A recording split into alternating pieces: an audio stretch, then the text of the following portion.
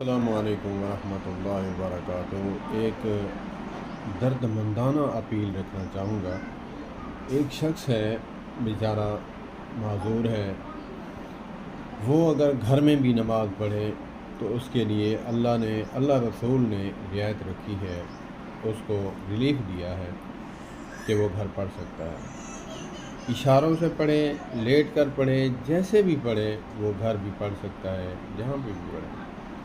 تو اس کے دل میں آیا کہ صحابی رسول صلی اللہ علیہ وآلہ وسلم نابینا صحابی تھے، میں تو دیکھ سکتا ہوں۔ انہوں نے نماز کے فضائل سنے نبی پاک صلی اللہ علیہ وآلہ وسلم سے، تو اس نے گھر سے لے کر مسجد تک رسی باندھ دی، اور ہر نماز میں جو ہے وہ اول صف میں ہوتا اور تکبیر اولیٰ میں رہتا۔ اسی لیے تو نہیں فرمایا اللہ تعالیٰ نے کہ رضی اللہ عنہم ورضوا عنہ، رضی اللہ عنہم ورضوا عنہ، وہ اللہ سے راضی ہیں، اللہ ان سے راضی ہے۔ تو اس بات کو دیکھتے ہوئے وہ معذور بندہ ہے، وہ لنگڑا کے مٹی دھولتا ہوا چل کے آتا ہے۔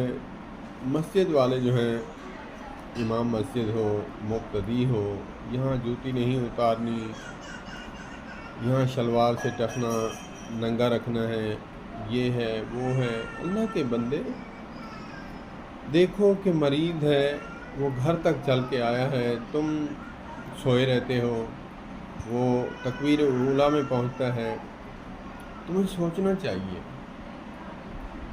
واللہ ہمیں سمجھ ہی نہیں کہ ہم بیمار کے ساتھ کیا بیہیو کرتے ہیں۔ وہ بیچارہ 2-4 دن سنتا رہا، سننے کے بعد وہ پھر دوسری مسجد چلا گیا۔